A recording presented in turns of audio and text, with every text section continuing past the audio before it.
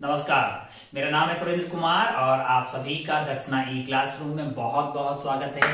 हम आज की बातें कर रहे हैं, प्रीवियस ईयर पेपर्स का एनालिसिस कर रहे हैं कि उसमें कितने सवाल किसी पर्टिकुलर ब्रांच से आए हैं, कौन कौन सा पार्ट हमारे मटेरियल का, कौन कौन सी एक्सरसाइज या क्या चीज जो है आप अच्छे से करके जाएं तो आप एक ढंग की ब्रांच के साथ एक ढंग की आईआईटी में पहुंच पाएं। तो लास्ट टाइम तक हम बहुत सारे पेपर का एनालिसिस कर चुके हैं। अभी बढ़ते हैं 2014 के पेपर 1 के एनालिसिस की तरफ कि क्या हुआ था 2014 के जेईई एडवांस में। 2014 के पेपर को अगर अपन देखें, 2014 के पेपर को देखें तो भाई साहब 2014 का ये जो पेपर हुआ है वो ये 25 मई 2014 कब हुआ लाला?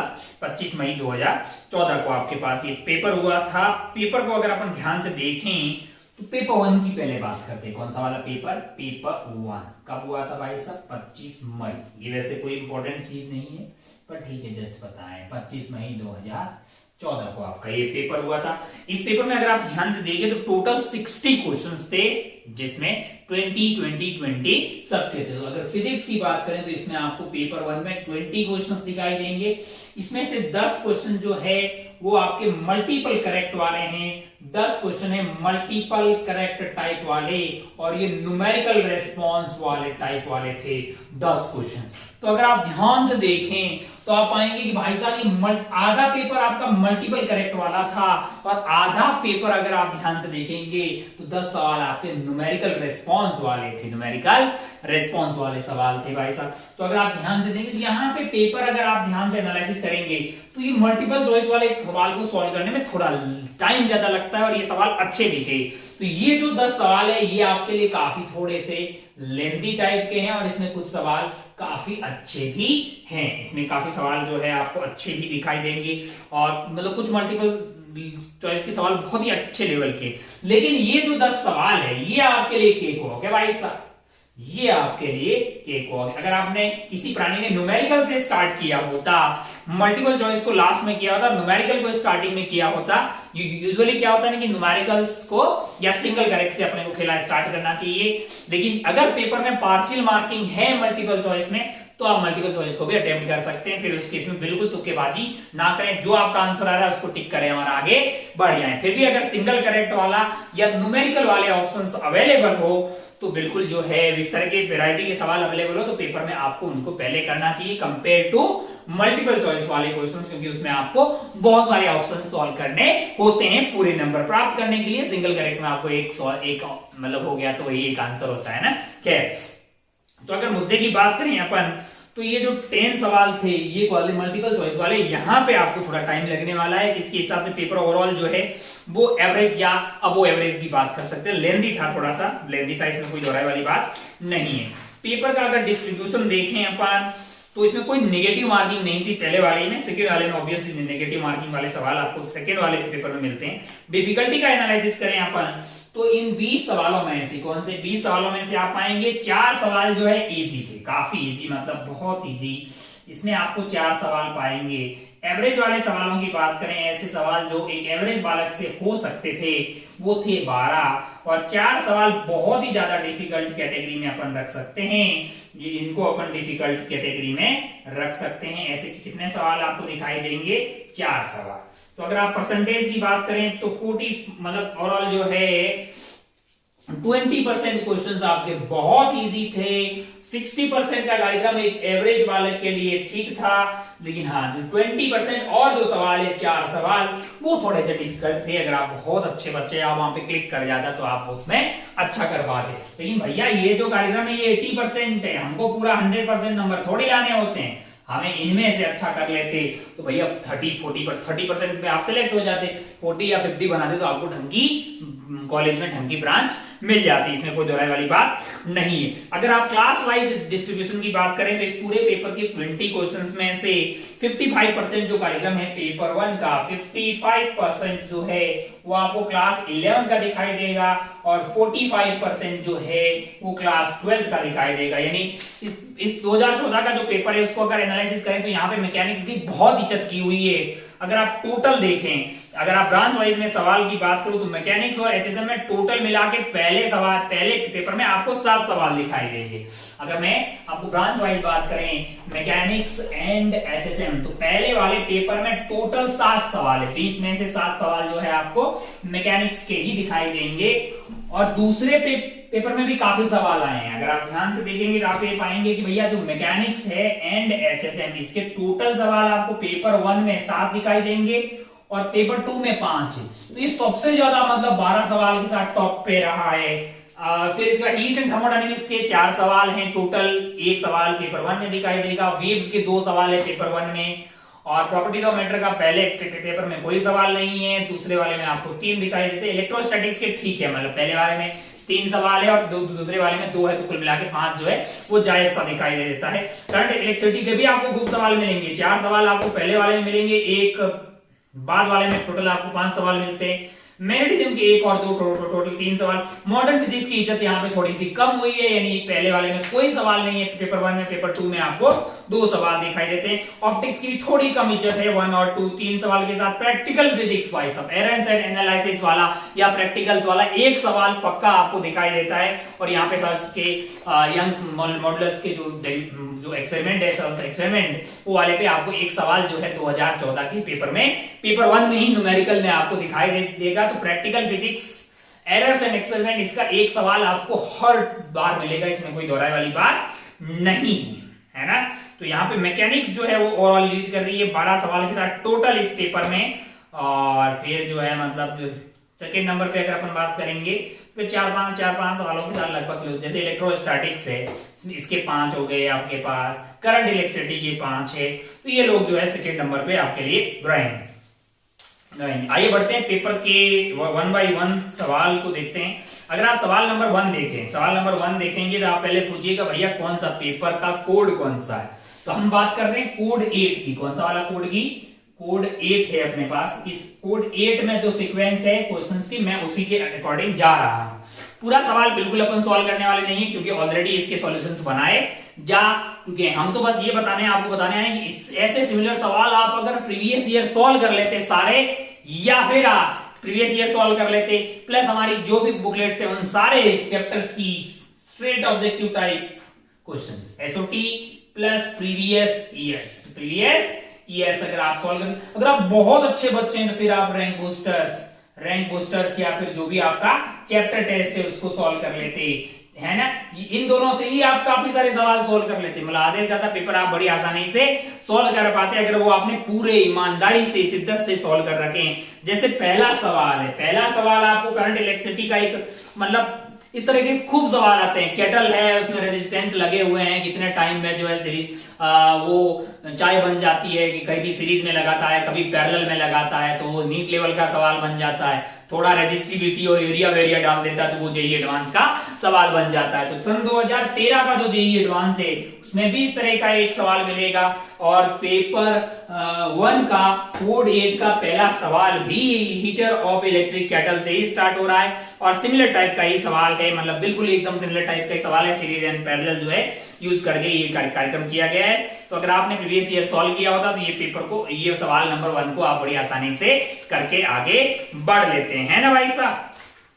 अच्छा, बहुत बढ़िया। सेकंड पेपर पे अगर आप जाइएगा, नहीं सॉरी सेकंड क्वेश्चन पे, तो सेकंड क्वेश्चन मतलब इसमें 3 ऑप्शंस आपके पास करेक्ट है, तो आपको चेक करना पड़ेगा। One end of the tight string of length जो है आपके लिए 3 मीटर है, speed of wave in string is दिया हुआ है, other end of the string vibrating along the Y axis, stationary wave setup है, पॉसिबल वेवलेंथ के बारे में आपको बातें यहाँ पे की गई है। तो आपको कुछ इंफॉर्मेशन दी गई है कि एक एंड पे आपका नोड बन रहा है, दूसरे एंड पे आपको क्या बनता हुआ दिखाई दे रहा है, एंटी नोड, क्योंकि वो वाला खाली है। और बीच की जो लेंथ है टोटल वो आपके लिए बनने जा रही है 3 मीटर। तो वहां से एक इंफॉर्मेशन तो आपको ये मिल गई है कि भाई साहब आपके पास एक नोड है और एक एंटी नोड है एंड पॉइंट पे, तो आपके पास क्या होने वाला है 2n + 1 λ/4 है ना, क्योंकि 1 λ/4 तो आएगा कि नोड और एंटी नोड के बीच में, और बाकी सारी जो है वो लूप कंप्लीट होगी, यानी 2n × λ/4 का मल्टीपल हो जाएगा। λ/4 एक लूप कंप्लीट होगी तो × 2n करके, ताकि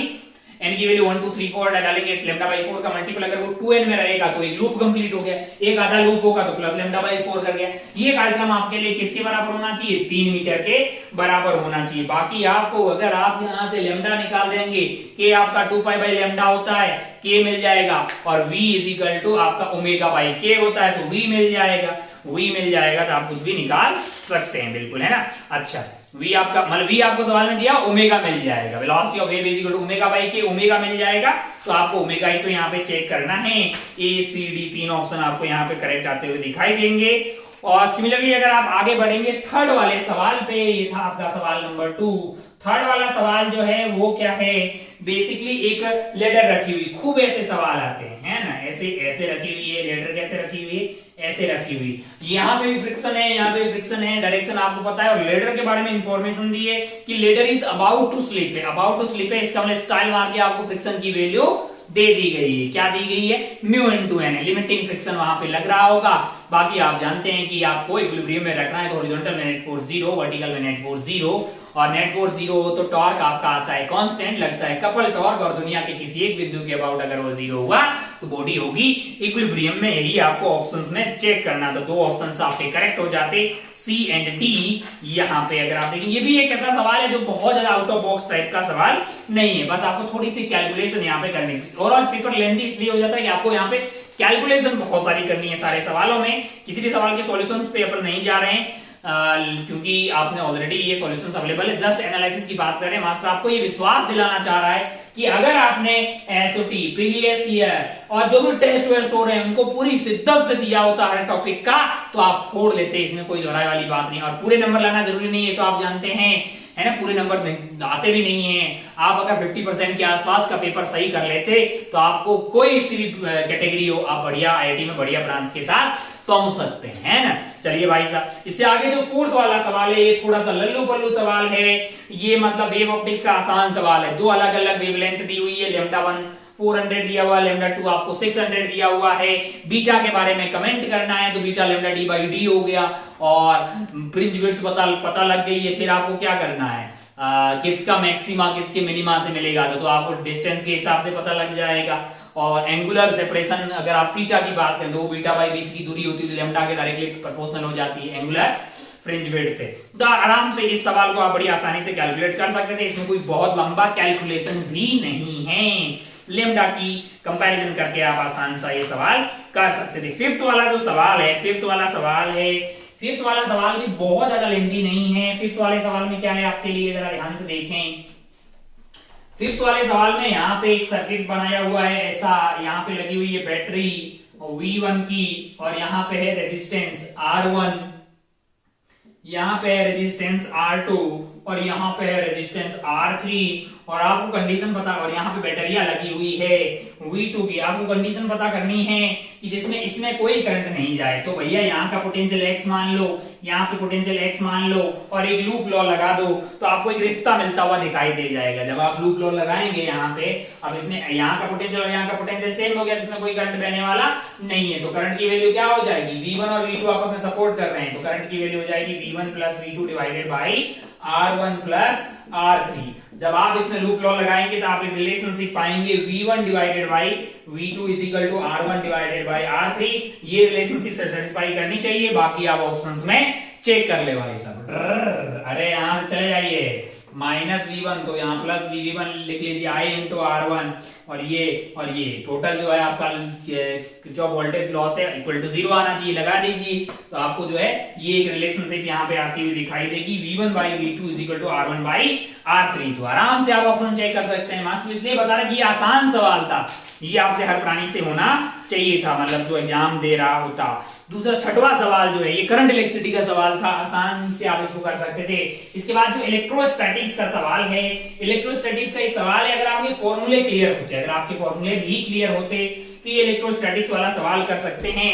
सिक्स्थ वाले सवाल में आपको फॉर्मूले क्लियर किसके होने चाहिए थे, electric field, distance R point charge के कारण कितना इलेक्ट्रिक फील्ड होता है, इनफाइनाइटली लॉन्ग वायर के कारण क्या होता है, लीनियर डेंसिटी लैम्डा वाले वायर के कारण आपको पता लगे, इनफाइनाइट प्लेन के कारण क्या होता है। तो बस आपको जस्ट बाकी तो कंपेयर करने, बाकी तो आपको जस्ट कंपेयर करने। फॉर्मूले अगर आपको पता होता तो आप इस सवाल को बड़ी आसानी से कर पाते। इलेक्ट्रोस्टैटिक्स में खूब सारे फॉर्मूले हैं, तो वो आपको पहले ही क्लियर होने चाहिए। इलेक्ट्रोस्टैटिक्स की चीजें अगर याद रहेगी तो ग्रेविटेशन आपको गिफ्ट में याद हो जाएगा, बहुत ही आसान रिपीट टेलीकास्ट टाइप की फील उसमें आती है। सारे फॉर्मूले जो है लगभग सेम से वापस यूज हो जाते हैं। सिमिलरली अगर आप आगे बढ़ते हैं तो 7th वाला जो सवाल है ये थोड़ा कैलकुलेशन वाला बेस्ड सवाल है। Student is performing experiment using a resonance column and tuning fork की फ्रीक्वेंसी आपको दी हुई है। He is told that air in bubble has been replaced by another air है। अच्छा, if the minimum height at which resonance occur is this if the gas is, तो आपको compare मतलब जो कुछ इंफॉर्मेशन यहाँ पे डेटा दिया हुआ है, take the value of 10/m for each gas is given there. मैंने कहा अच्छा भाई साहब बहुत बढ़िया। तो आपको चेक करना पड़ेगा, आपको फ्रीक्वेंसी पता है, फ्रीक्वेंसी क्या होती है 1/n/4L, और फंडामेंटल की बात करेंगे तो velocity of sound divided by wavelength, जो आपका हो जाएगा तो v divided by 2L is equal to f आ गया, और v को आप क्या लिखिएगा √γ/RT/m है। तो अब आपको चेक करना पड़ेगा, क्या करना पड़ेगा, चेक करना पड़ेगा। और चेक करेंगे तो आप पाएंगे कि जो ऑप्शन डी में इंफॉर्मेशन दी हुई है, यानी कि आर्गन के लिए 36 वाला, उसमें जब फोल, अरे भैया एफ आपका क्या हो जाएगा 1/2L√γ/RT/m हो जाएगा। फंडामेंटल की बात कर रहे हैं तो, है ना। चलिए भाई साहब, अगर आप ध्यान से देखिएगा जब इसमें वैल्यू डालते हैं तो आपके पास फ्रीक्वेंसी आ रही है 242.8 है, और डेल्टा एफ निकाल सकते हैं आप। डेल्टा एफ कैसे निकालिएगा, तो दोनों साइड डिफरेंशिएट कर दीजिए, वेरिएबल तो आपके पास एल ही है ना। तो अगर आप ध्यान से देखेंगे, तो डेल्टा एफ बटा एफ की वैल्यू आपके लिए डेल्टा एल बटा एल आ जाएगी, डेल्टा एल बटा एल आ जाएगी। तो यहां से अगर एफ निकाल देंगे तो आप फिर क्या निकाल देंगे, डेल्टा एफ निकाल देंगे। अब एफ पता होगा, डेल्टा एफ पता होगा, तो उसके बीच में जो करेक्ट वैल्यू है वो आनी चाहिए। अच्छा भाई साहब बहुत बढ़िया। तो डेल्टा एफ इस पर्टिकुलर लास्ट वाले ऑप्शन में सॉल्व करेंगे 242 आ रही है, और 3.5 जो है हर्ट्ज का डेल्टा एफ आपको आता हुआ दिखाई देगा, क्योंकि आपको मिनिमम हाइट यानी कि एल में डेल्टा एल आपको दिया हुआ है, लेंथ में आपको क्या दिया हुआ है, कितना वेरिएशन है वो आपको दिया हुआ है। यानी कि लेंथ आपका मेजर कैसे किया गया है 0.350 प्लस माइनस 0.005, तो डेल्टा एल आपको 0.005 दिया हुआ है, एल की वैल्यू 0.30 दी हुई है ना। मिनिमम हाइट एट विच रेजोनेंस अकर्स है, तो मतलब जो है ये सवाल हो जाएगा। आपको बस कैलकुलेशन करनी थी, ऑप्शन आपको इसमें डी आता हुआ दिखाई देगा। थोड़ा सा इसमें कैलकुलेशन वाली बात है, लेकिन हाँ सवाल नंबर 8वां जो है वो इजी था। सवाल नंबर 8वां आपको कैसे इजी था, कैपेसिटर की प्लेट है, ऊपर से एक रायता इसमें ऐड कर दिया गया। यहाँ पे आपने क्या कर दिया, चार्ज Q1 बोल रहे हैं, यहाँ पे Q2 बोल रहे हैं, पैरेलल प्लेट कैपेसिटर है, हैज ए डाइलेक्ट्रिक स्लैब, ऊपर वाले पे K है। तो अगर आप C इक्विवेलेंट नहीं निकालेंगे तो इसका C1 हो जाएगा, इसका C2 हो जाएगा, टोटल आपको C आता हुआ दिखाई देगा। When the capacitor is charged, the plates area covering by the dielectric gets charged Q1 and rest area Q2. Choose the correct alternative है। मैंने कहा भाई साहब अगर एक बात तो साफ साफ है, अगर आप यहाँ पे कनेक्ट करेंगे तो यहाँ का पोटेंशियल और यहाँ का पोटेंशियल पूरा सेम होगा, यहाँ का सेम होगा, जिसको बीच की दूरी सेम है, इसका मतलब अंदर का इलेक्ट्रिक फील्ड आपके लिए क्या होना चाहिए, सेम होना चाहिए, क्योंकि पोटेंशियल डिफरेंस आपका सेम है। V/D से आपका इलेक्ट्रिक फील्ड सेम आ जाएगा, और बाकी आपने जो है इसका C1 इसका C2 C इक्विवेलेंट आ जाएगा। एक ऑप्शन में तो आपको C/C1 ही निकालना है, E1/E2 आपका 1 आ जाएगा। काय को कि भाई साहब ये दोनों प्लेट को है, ये इस पूरे पार्ट का पोटेंशियल सेम होगा, इस पार्ट का पोटेंशियल सेम होगा, फिर दूरी सेम है, E1 एंड E2 आपके लिए सेम होना चाहिए। वो सेम कैसे हो सकता है, क्योंकि Q1 और Q2 फिर सेम नहीं होंगे। अच्छा भाई साहब बहुत बढ़िया, बहुत ही शानदार। ओ Q1 की वैल्यू क्या होगी, मैंने कहा C1 इंटू V, इसका मान लो C1 है इंटू V आ गया, इसका क्या आ जाएगा C2 इंटू V।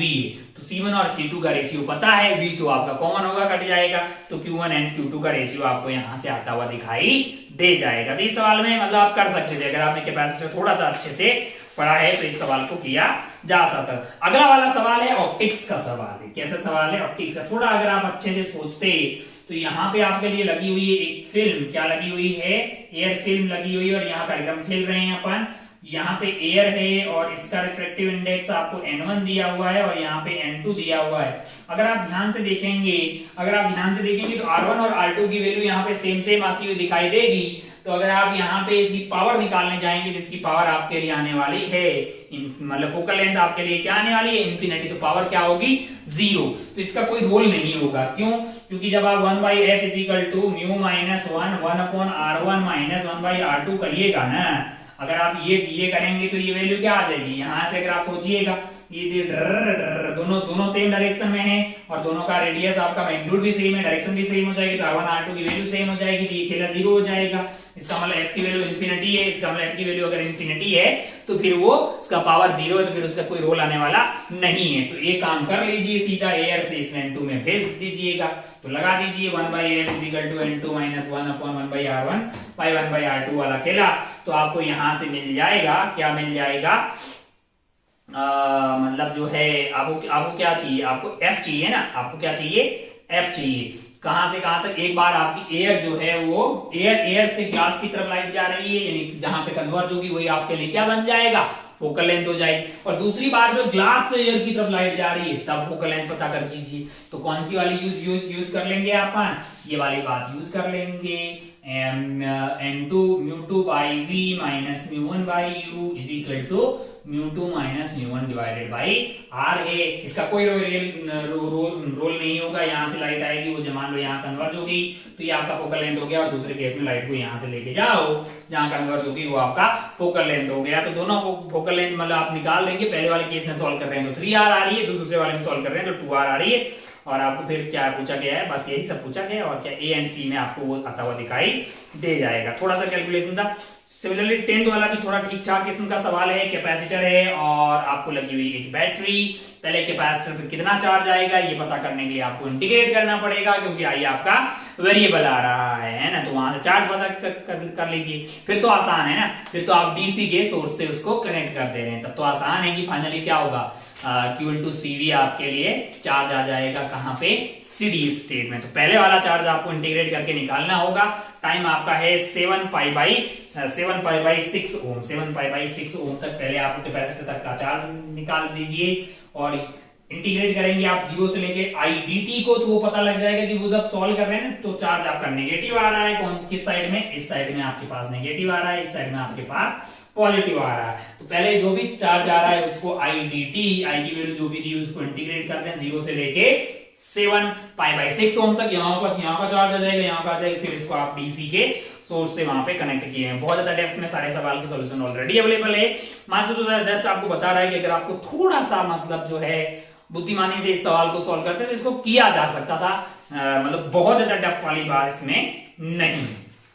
चलिए भाई, हाँ लेकिन कैलकुलेशन आपकी थी इसमें थोड़ी, तो अगर आपको आता भी होता तो सारे सवाल आपको उतने टाइम में कैलकुलेट कर पाना थोड़ा मुश्किल था, सारे ऑप्शन चेक करना। तो यहाँ पे जो 10 सवाल हैं आपके कौन से वाले, मल्टीपल चॉइस वाले, वो थोड़े लेंथी इन द सेंस की सारे ऑप्शन चेक करने में आपको काफी टाइम लगने वाला है। लेकिन वहीं अगर आप आगे वाले न्यूमेरिकल वाले सवालों में जाएंगे तो ये भोकाल तरीके से फास्ट होंगे, और ये मतलब आपको इजी भी लगेंगे। जैसे अगर आप पहला जो है न्यूमेरिकल सवाल देखेंगे ना, तो आपको 2 वायर दिए हुए हैं, पैरेलली 2 वायर दिए हुए हैं, सब जानते हैं मैग्नेटिज्म में अपन लोग ऐसा पता करते हैं कि भैया फोर्स उसमें क्या लगने वाला है ना। पहले क्या हो रहा है कि उसमें 2 parallel wires in the plane of paper are distance उसमें x0 है, a point charge is moving with speed u है between the wires in the same plane है, at distance x1 from the wire, when the wires carry current I in the same direction है, same direction में होंगे तो magnetic field जो है आपका इसकी ऐसे मान लो 2 वायर, इसमें करंट ऐसे, इसमें करंट ऐसे, तो यहाँ मैग्नेटिक फील्ड ऐसे आएगा, इसके कारण ऊपर आएगा, सब्ट्रैक्ट हो जाएगा। ऑपोजिट में होता तो ऐड हो जाता किसी की बीच में किसी भी पॉइंट पे, अगर ये ऑपोजिट होता तो ये भी ऐसे आ जाता। चलिए, तो इसी बात पे ही मतलब ये किया गया है, किसी पॉइंट पे आप बी निकाल दीजिए, बी निकाल देंगे तो आपके पास R is equal to mv upon QB है बीच में, है ना। बस यही तो आपको बी आपको दिया होगा, बी निकालना बीच में, एक बार सब सेम में होंगे, एक बार अपोजिट में होंगे, तो एक बार सपोर्ट कर रहा है, एक बार अपोज कर रहा है, यानी एक बार दोनों को घटाना होगा और एक बार दोनों को ऐड करना होगा। बीच की दूरी दी हुई है, ये वाली दी होगी, ये वाली टोटल में से घटा देंगे तो कोई भी निकाल देगा, आपको R निकालना होगा वहां पे, और उन दोनों का रेशियो आपको लेना होगा जो कि आ जाएगा। बेसिकली जो है वो B पे ही डिपेंड करने वाला है, तो अगर आपको R1/R2 चाहिए तो B2/B1 हो जाएगा, और ये रेशियो जब सॉल्व कर रहे हैं तो 9/3 आ रहा है। तो ये बहुत मतलब इजी टाइप का सवाल था, इसमें ज्यादा कैलकुलेशन की जरूरत आपको नहीं थी। जस्ट आपको मैग्नेटिक फील्ड निकालना था, एक बार ऐड करना था, एक बार सब्ट्रैक्ट करना था, मतलब B1 मिल जाता, B2 मिल जाता, तो रेशियो निकाल लेते, R2/R1 आ जाता, B1/B2 के बराबर, है ना। Very good. इससे जो अगला वाला सवाल है ये आपसे तभी सही होता है जब आपने इसका नाम सुना है ना।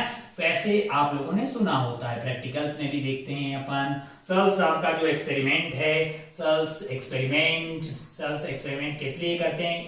यंग्स मॉडुलस को पता करने के लिए करते हैं। तो वायर लिए जाते हैं, लोड वोड लगाया जाता है, डेल्टा एल निकाला जाता है, बटा एल है, इनिशियल लेंथ है ना। यंग्स मॉडुलस F/, टेंशन कितना लगेगा वो वहां से वेट वेरी करवाया जाता है, वहां से आपका टेंशन आ जाता है, डिवाइडेड बाय एरिया आप कर लेंगे, तो आपको स्ट्रेस मिल जाता है, स्ट्रेन मिल जाता है, स्ट्रेस डिवाइडेड बाय स्ट्रेन करते हैं तो यंग्स मॉडुलस मिल जाता है। तो अगर आपने ये वाला एक्सपेरिमेंट पहले देखा होता तो ये बहुत आसान सवाल है, कोई बहुत ज्यादा डिफिकल्ट सवाल यहाँ पे बनता हुआ दिखाई नहीं दे रहा, पर हाँ आपने पहले पढ़ा होना चाहिए। तो ये एक्सपेरिमेंट हमारे सिलेबस में कुछ प्रैक्टिकल 10-15 के आसपास प्रैक्टिकल्स है, भले वो पोस्ट ऑफिस बॉक्स हो, भले वो मीटर ब्रिज हो, पोटेंशियोमीटर हो, ट्रेवलिंग माइक्रोस्कोप हो, इस तरह की जो भी एक्सपेरिमेंट है 10-15 वो आपको एक बार देख लेने चाहिए। यानी कि कोई भी सवाल अगर प्रैक्टिकल बेस्ड हमारे सामने आता है तो वो हमसे हो जाए। बाकी इंस्ट्रूमेंट की अगर बात करें तो आप अगर वर्नियर एंड स्क्रू गेज तो आपको अच्छे से आना ही चाहिए, क्योंकि काफी सवाल उससे पूछे गए हैं और आगे भी पूछे जाने की पॉसिबिलिटीज बहुत ज्यादा है। आगे बढ़ते हैं सवाल नंबर 13 पे। 13 एक बहुत अच्छा सवाल है, डायमेंशनल एनालिसिस से आपको जो है इंजन की, ये थोड़ा अच्छा सवाल कैटेगरी में जाएगा।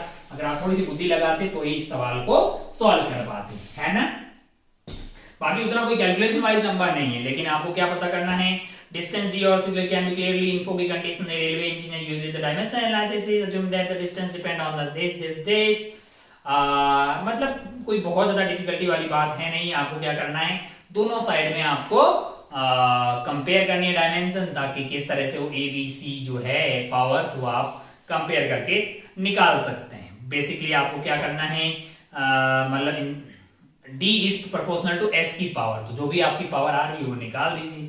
सॉल्व करते हैं तो 1/3 आ रही है, आपको आंसर में 1/n निकालना।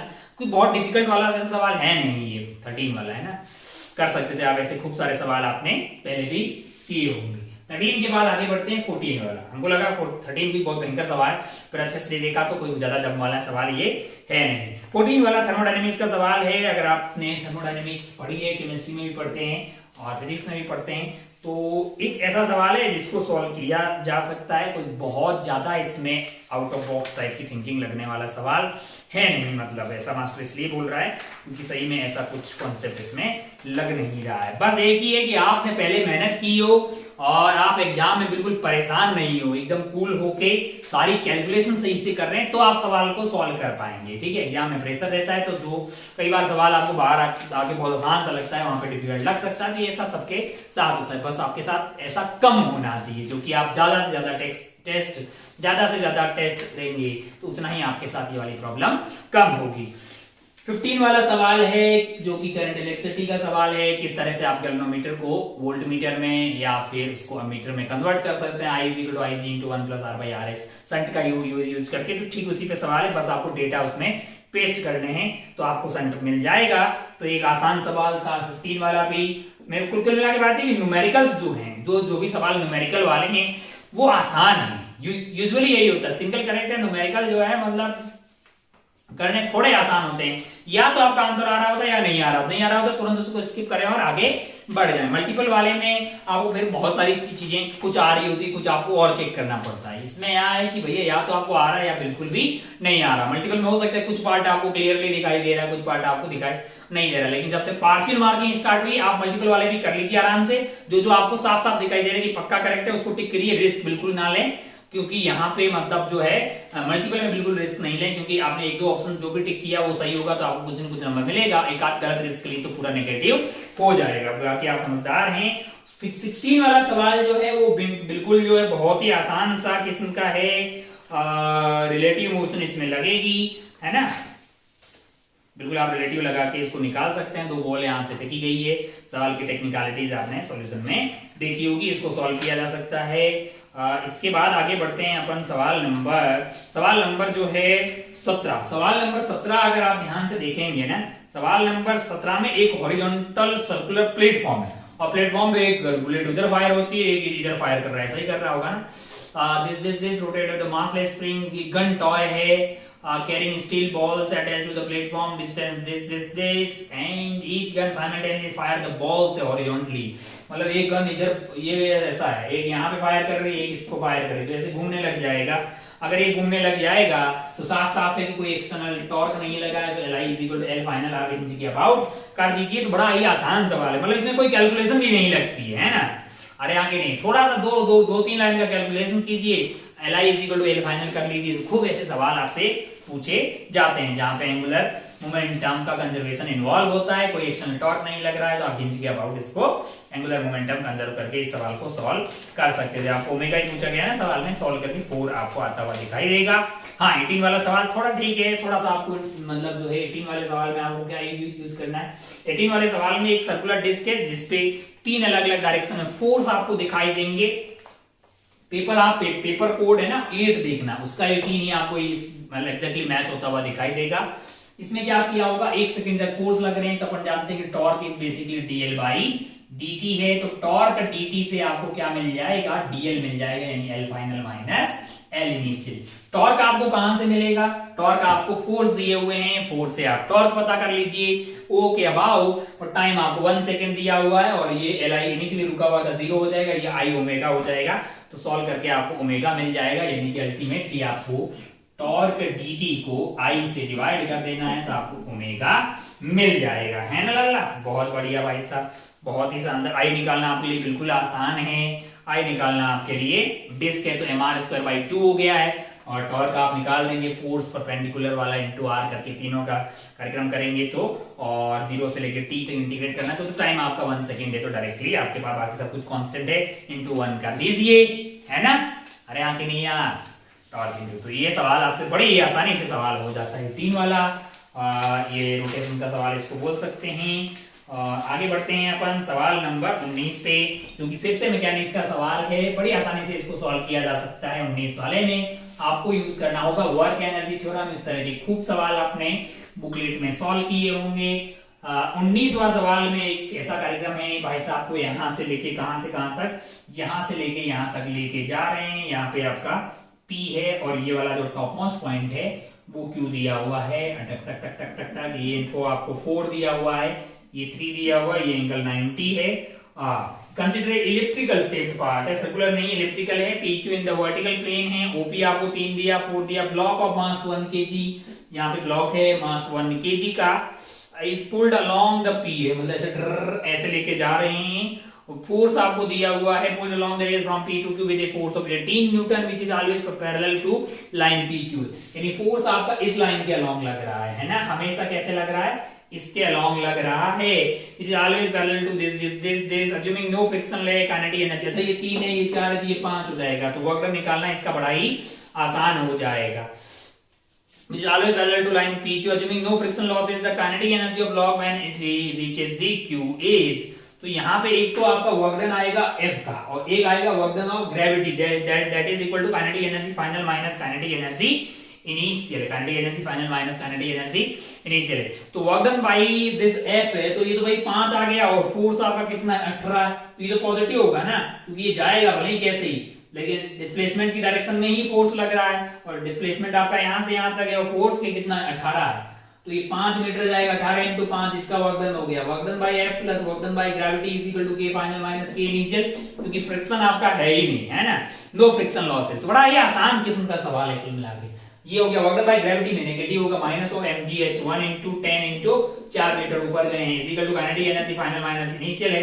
काइनेटिक एनर्जी फाइनल पूछा है ना, तो 18 इंटू 5 हो गया आपके 90 माइनस 40 कर दीजिए, तो 50 आ गया। लल्लू सवाल था, 50 को क्या लिखना है, 5 इंटू 10 लिखना है, 5 इंटू 10 लिखिएगा। अरे तो यही आपका n हो गया है, n की वैल्यू 5। कुल मिला के आज तो आपको ये बताना चाह रहा है कि भैया इजी सवाल आपको मिल जाते हैं, पेपर में आपको ढूंढने होते हैं, पक्का सवाल मिलते हैं। 30 to 40% सवाल इजी होते हैं, पेपर भले ही कैसा ही हो। कुछ कुछ सवाल उसने भोकाल डाल दिए देते हैं, आपको उनको सिलेक्ट करके उनको हटा देना होता है, वो आपके लिए मतलब हमारे लिए घर आके टाइम पास करने के लिए होते हैं, एग्जाम में उनको सॉल्व नहीं करना होता। 30-40% 50% अगर आपने ढूंढ के अच्छे सवाल सॉल्व कर डाले सही से तो हम लोग पहुंच जाएंगे जहां हमें जाना है। जैसे अगर लास्ट वाला 20वां सवाल देखें, लास्ट वाला 20वां सवाल भी आपके लिए कोई डिफिकल्ट नहीं है। अगर आप थोड़ा सा लॉजिकली इसको सोचते, इसमें 2 एरोप्लेन उड़ रहे हैं भाई साहब, है ना, रिलेटिव का सवाल है, बिल्कुल लल्लू रिलेटिव का सवाल, लल्लू रिलेटिव का सवाल है। 20वां सवाल अगर आप ध्यान से देखेंगे, एक एरोप्लेन ऐसे उड़ रहा है, एंगल कितना है यहाँ पे 30 डिग्री है, कितना एंगल है 30 डिग्री। यहाँ पे एक एरोप्लेन उड़ रहा है, टक टक टक टक, मान लीजिए कि ये उड़ रहा है। दूसरा एरोप्लेन यहाँ से आपको उड़ता हुआ दिखाई देगा 60 डिग्री के एंगल पे, टिक टिक टिक, ये वाला एंगल है आपके लिए 60 डिग्री।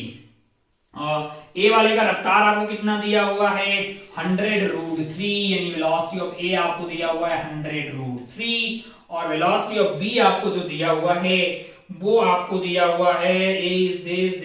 वेलोसिटी ऑफ बी नहीं दिया है तो ऐसे मान लेते हैं। अच्छा भाई साहब, ये एंगल आपका 60 डिग्री, ये वाला एंगल क्या है, ये वाला एंगल है यहां से आपका 60 डिग्री हो जाएगा। और इसके पैरेलल अगर लाइन खींच दे, किसके पैरेलल, इसके पैरेलल जो 30 डिग्री पे उड़ रहा है, तो ये वाली लाइन ऐसी होगी, तो ये एंगल आपका 30 हो जाएगा। तो ये वाला एंगल क्या होगा 30। तो बीबी के 2 कंपोनेंट कर रहा हूं, यहाँ पे आ जाएगा VB cos 30 डिग्री, और ये वाला कंपोनेंट आ जाएगा VB sin 30 डिग्री। अब इंफॉर्मेशन क्या है जरा ध्यान से देखिए, इस सवाल में अगर आप इंफॉर्मेशन देते, observer this observer sees B moving with A at t is equal to 0 and observer in A find B at a distance of 500 meter. Observer in A find B as, मतलब ये बीच की जो दूरी है वो कितनी है 500 मीटर है मैंने कहा। अच्छा, बहुत बढ़िया। At t is equal to 0 observer A finds B at a distance of 500 meter, this observer sees B। अच्छा, 2 पॉइंट के बीच का जो डिस्टेंस होता है वो फ्रेम पे डिपेंड नहीं करता। 2 पॉइंट के बीच का डिस्टेंस आप कोई से भी फ्रेम से देखेंगे वो जितना होगा उतना ही रहेगा, है ना। द स्पीड A का speed is 100√3 at t is equal to 0 observer in A find B at a distance of 500 meter, the observer sees B moving with a constant velocity perpendicular to line of motion of A। मतलब जो है ए वाले भैया क्या देख रहे हैं, B को देख रहे हैं, और लग रहा है कि बी उसके परपेंडिकुलर आ रहा है, मतलब बी ऐसे आ रहा है। इसका मतलब क्या है कि इसने अपनी रफ्तार को उल्टा करके दिया होगा, इसको ऐसे दिया होगा, इसको नेट रफ्तार उधर ही देखी होगी। इसका मतलब वीबी को cos 30 डिग्री को इसने अपनी रफ्तार 100√3 से बैलेंस कर दिया होगा। तभी तो अब इसको क्या लगा होगा कि वीबी वाला है जो इसकी परपेंडिकुलर डायरेक्शन में आ रहा है। इसका मतलब क्या है कि VB cos 30 डिग्री यानी कि √3/2 इज इक्वल टू 100√3। इसका मतलब VB क्या है, VB यहां से आपके लिए आने वाला है 200 मीटर पर सेकेंड। फिर आपको ये बोल रहा है कि this eight t just escape the hit by B है। अच्छा, t0 पे हाल चाल है, हिट तो तब करेगा जब ये बीच की दूरी कम होती होती 0 हो जाए, जस्ट एस्केप करे, यानी कि ये जो रफ्तार है आपकी VB sin 30 डिग्री, ये बहुत इंपॉर्टेंट काम आने वाली, क्योंकि 500 को यही काम कर रही है। तो 500 divided by VB 200 sin 30 degree यानी 1/2, और ये तो 100 हो गया है। ओ 500 मीटर की ये दूरी इस डायरेक्शन में 100 कितने सेकंड में कर लेगा, 5 सेकंड में कर लेगा। तो आपका आंसर जो है t0 in second will be 5 है। फिर लल्लू सवाल था, ये लल्लू सवाल था, बिल्कुल आप मतलब बेसिक सा इसमें रिलेटिव मोशन लगाते तो आप ये 20 वाला सॉल्व कर लेते। थोड़ा सिमिलर टाइप का, देखो जैसे मान लो 19 वाला सवाल है, 20 वाला सवाल बिल्कुल इजी टाइप का है, 19 वाला सवाल बहुत इजी टाइप का सवाल है। फिर आप 17 वाला सवाल, 18 वाला सवाल ठीक है, थोड़ा डिफिकल्ट मान लीजिए। 17 वाला सवाल क्या है, इसमें खूब ऐसे सवाल अपन करते हैं तो आराम से आप कर सकते थे। थोड़ा सा कैलकुलेशन इसमें लगेगा। रॉकेट वाला सवाल 16 वाला, गैल्वेनोमीटर वाला भी जस्ट फॉर्मूला बेस्ड है, तो आप इसको आराम से कर सकते थे। और फिर जो है वर्क एनर्जी वाला भी, मतलब जस्ट आपको फॉर्मूला लगाना है। हाँ, एक्सपेरिमेंट वाला जो सवाल है, अगर उसमें आपको एक्सपेरिमेंट का आइडिया नहीं होगा तो नहीं कर पाएंगे, वरना अगर आपने देखा होगा और एक आध सवाल सॉल्व किए होंगे तो पक्का आप इसको कर पाएंगे, है ना। चलिए भाई साहब, 11वां सवाल जो न्यूमेरिकल का था वो रेडियस ऑफ कर्वेचर निकालना है, बेसिकली r mv/qb में। तो m निकालना है, तो बिल्कुल वो इनफाइनाइट वायर के कारण दूरी कुछ भी दी हो वहां पे निकालना और फिर दोनों का रिजल्ट निकालना, ये कोई बहुत तगड़ी चीज नहीं है। ऐसे खूब सवाल सॉल्व करते तो ये इजी किस्म का सवाल था। हाँ, इससे पहले वाले जो 10 सवाल हैं वो थोड़े से लेंदी थे, लेंदी इन द सेंस की उसको सॉल्व करने में आपको थोड़ा सा टाइम ज्यादा लगने वाला था। ओवरऑल पेपर थोड़ा सा अबव एवरेज या एवरेज के पास बोल सकते हैं। न्यूमेरिकल जो है वो आपके लिए थोड़े आसान थे, उसको अगर आप पहले सॉल्व करते तो इस पेपर में अच्छा कर सकते थे। मतलब जो यहां से अपन जो सीख सकते हैं वो ये कि सिंगल करेक्ट और न्यूमेरिकल हमें यूजुअली पहले करने चाहिए, ताकि उसमें एक ही आंसर करेक्ट हो। मतलब या तो आप सवाल पढ़ के लग जाएगा कि आपको आता है, या बिल्कुल नहीं आता। मल्टीपल में ये रहता है कि भैया मतलब एक आध ऑप्शन फिर नहीं आता है, फिर आप सोचते हैं कि अच्छा इसको भी कर लेते हैं, फिर फुल मार्क्स ले लेते हैं, और उसके चक्कर में आपका टाइम काफी निकल जाता है ना। तो मल्टीपल को थोड़ा बाद में करने का, जितने आपसे ईमानदारी से आंसर आ जाए उतने टिक करके आगे बढ़ो, ताकि पार्शियल मार्किंग हो तो आपको फायदे का सौदा वहां पे होता हुआ दिखाई दे। आजकल पार्शियल मार्किंग मल्टीपल में दी जाती है, ताकि बिल्कुल बच्चा लोग तुक्केबाजी ना करें, जो भी आंसर उसका सॉल्व करके आ रहा है उतना टिक करें और आगे बढ़ जाए। बाकी आप जो है जो भी मटेरियल है आपके पास, एसओटी सारे चैप्टर्स की है ना, हम तो बाय डिफॉल्ट अगर आप 11वीं के छात्र हैं तो हम तो आपसे ये बोलेंगे कि जो भी बुकलेट आपको दिया गया है, question bank and practice seat सब कर डालिए भैया, क्योंकि आपके पास खूब टाइम है 11वीं एंड 12वीं। अगर आप रिपीटर के छात्र हैं, 1 साल का टाइम है, तो आपको उसको स्ट्रेट ऑब्जेक्टिव टाइप सवाल है वो आपको सारे कर देने चाहिए। फिर टाइम मिले तो आप एक्सरसाइज 1 का सब्जेक्टिव सॉल्व कर सकते हैं। प्रीवियस ईयर सारे जितने भी हैं जेईई एडवांस के वो आपको सॉल्व करने चाहिए, और जो भी टेस्ट पेपर होते हैं आपके सेशन में उनको बड़ी आसानी से बड़ी बड़ी मतलब जो है उसकी इज्जत के साथ उनको देना चाहिए, और उसके जो सवाल नहीं हुए घर आके उनको मार्क किया रहेगा। जब आप रिवाइज करेंगे तो उन सवालों को दोबारा करना चाहिए। बाकी अपने आप को मोटिवेटेड रखिएगा भैया, और आप कैपेबल हैं, इसमें कोई दोहराए वाली बात नहीं है। आपको अपनी कैपेबिलिटीज पे विश्वास बनाए रखना है और काम करते रहना है। अपना और अपनों का खूब ख्याल रखिएगा। अपन मिलते हैं दोबारा पेपर 2 के एनालिसिस में कि किस तरह का पैटर्न था उसमें और क्या थी उसकी डिफिकल्टी। चलिए, जय हिंद, जय भारत, टेक केयर, बाय।